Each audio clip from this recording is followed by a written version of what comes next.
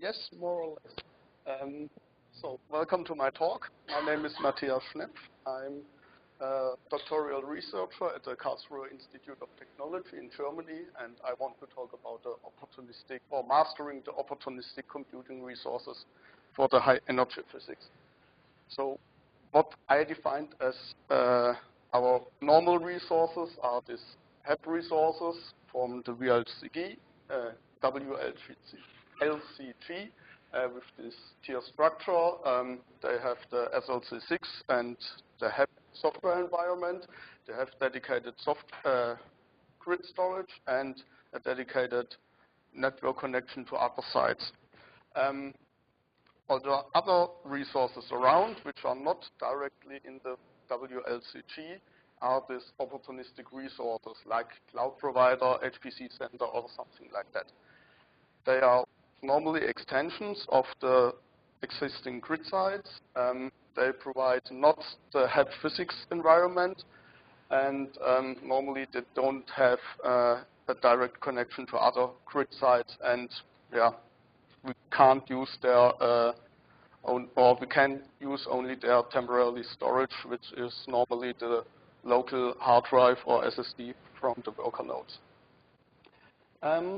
How we can provide these resources? There are different categories. So over time, the static resources are normally our resources. We have them, they are constant, and we use them. We can also use as capacity extension. So we have these resources, but it's not designed for HEP. Then we modify them, and then we can run it constantly.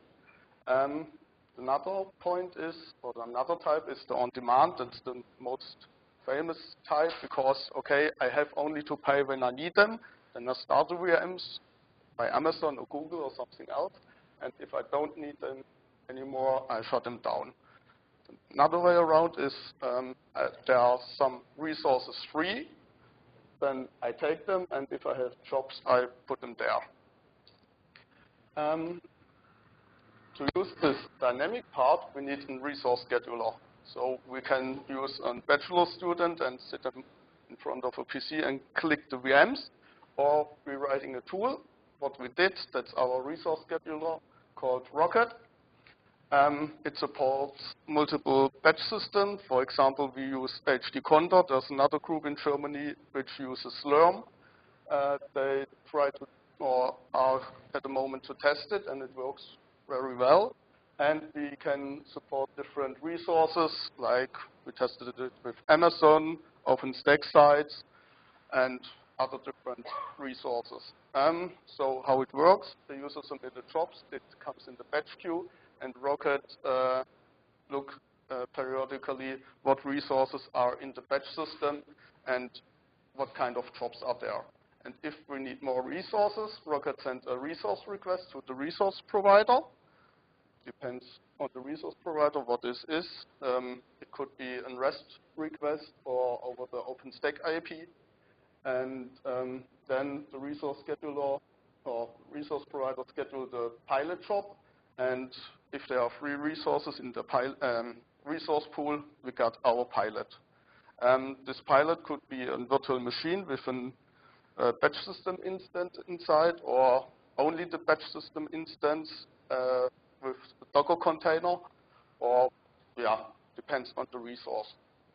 This pilot connects to our batch system and says, hello, I'm here, I have these resources, and then the jobs flow to the batch, to the opportunistic resource. What resource we have? Here are some examples. One thing is our local desktop cloud. We have some powerful PCs with i7 CPUs, and the user normally do writing emails, surfing in the web, looking YouTube videos, or something like that. And so the CPU is the most of the time idle. And we use these free resources with the CPU cycling stealing. So if we have jobs there, they run on it. And if the user do something, the jobs suspend. And later the jobs automatically start again or continue. Because the desktops are normally used for the normal office work, there is Ubuntu installed on it, and that doesn't fit with the HEP software. So we provide a HEP software environment via the Docker container, and that works very well.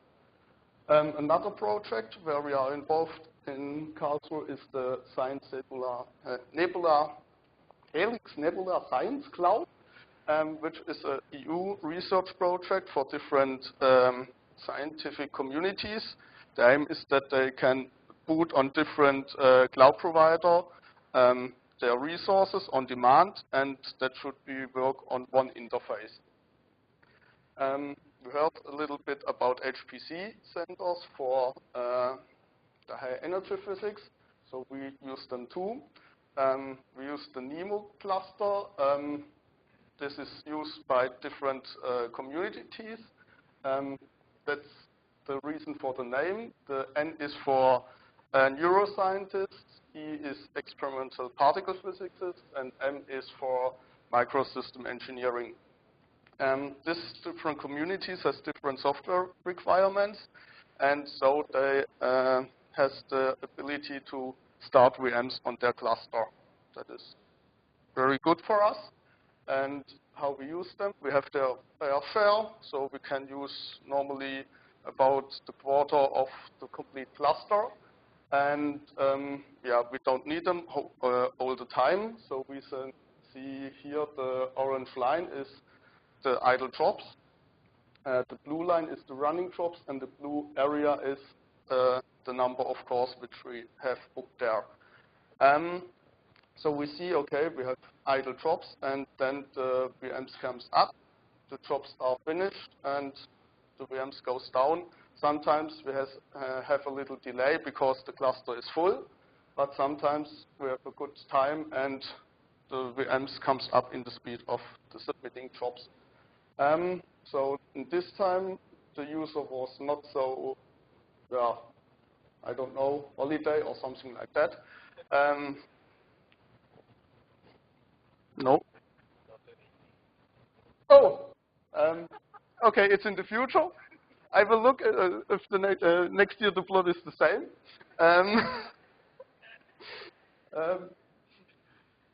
Perhaps I will look at it.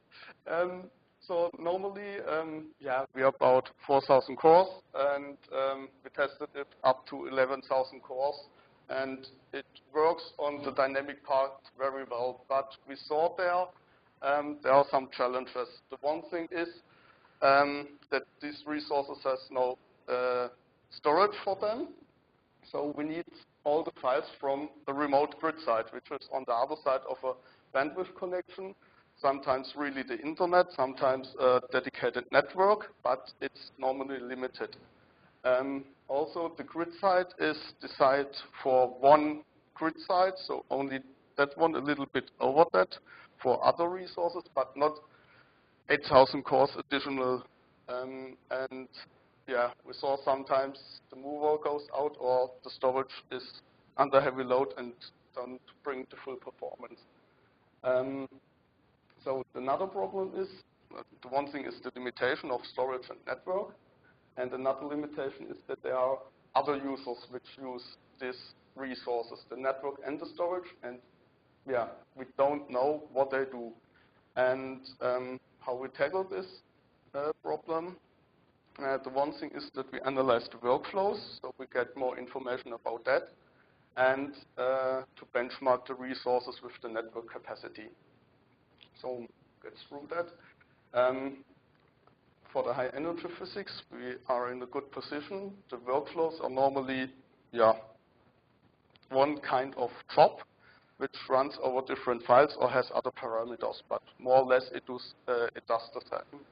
So we can spawn some of the jobs on our local worker node, run them, monitor them, and analyze them, and then send additional attributes to the rest of the workflow. Then we do matching and run it on the corresponding side. Another thing is that we look on the side. The one thing is the bandwidth between the grid side and the pilot, or between the opportunistic side and the grid side. So we to a benchmark here, and another problem or the other bottleneck is the bandwidth for one pilot. So because it's varying over time, we should do that periodically, so every hour or something like that. But it's a bad idea that all pilots do it every hour because the bandwidth is saturated, the complete networks explode, and so we need to coordinate them.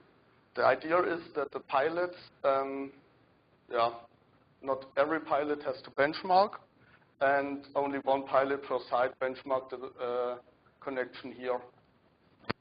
With this additional information, we can schedule easily the jobs to the corresponding pilot.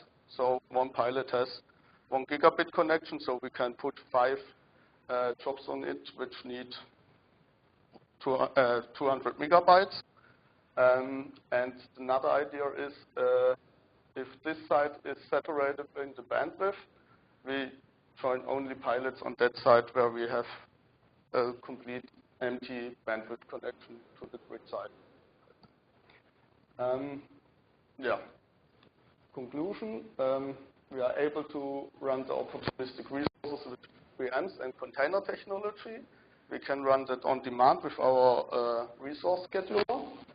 We saw there some challenges in the varying, or for the varying resources, like the network connection and the storages, and want to research in the assignment of the additional workflow, to assign the attributes to the workflows, to make our pilot smarter, to make the network resources, and we hope that we have an advantaged and optimized scheduling for the opportunistic resources.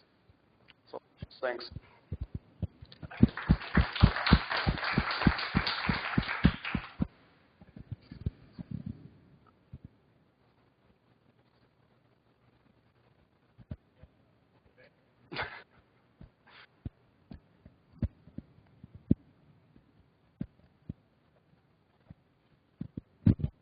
Hey, I don't know whether you got a chance to see my poster, but our group is running a very similar system and has been for a while, and we bumped into the same issues.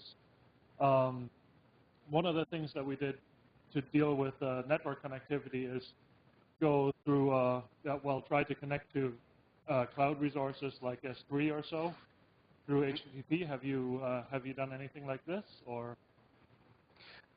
The HTTP protocol is used by us for the CBMFS. So it's more or less, we used it with the caching and the proxy method, but only in the one direction. So only from, for software and from the grid side to our worker nodes, but not the other way around. So there we have extra protocols for the HEP physics dependencies. But sometimes it's a lot of traffic, like 40, 80 terabyte. Have you bumped into any troubles assigning your SQUID proxy sufficiently? Yes, sometimes. So currently we are running for this 8,000 cores with 2 8-core proxies with 40 gigabit connection. And that's then enough. So the main reason for that is that the VM lives only 1 day, and they have also a cache, and they live only 1 day, so they have to push or to pull the information from the proxy again. What's the 1-day life cycle in your cloud? That depends on the resource size. So this 1 day is for this NEMO cluster. That's our main resource currently. And they say it's shared to other communities, so we don't have to pull it or to use it the whole day or more than 1 day. So if we use jobs with a wall time bigger than 1 day, we've got less resources. So if you start 2-day jobs, we got the half of our resources.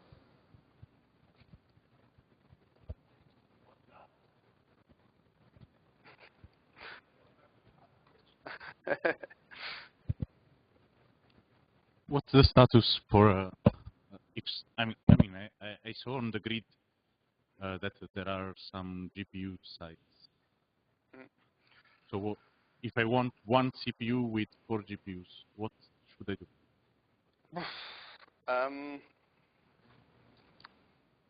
That's a good question. Or if you have one GPU on the local desktop PC, and I want, and so.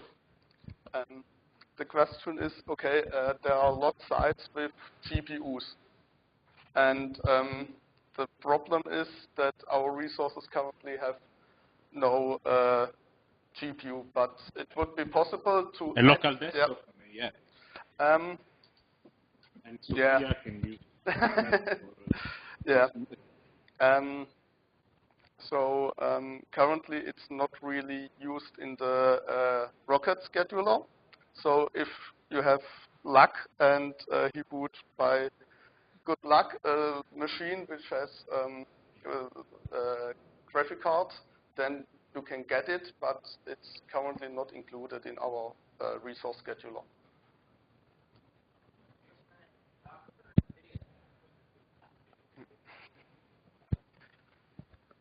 Are you using Docker or NVIDIA Docker?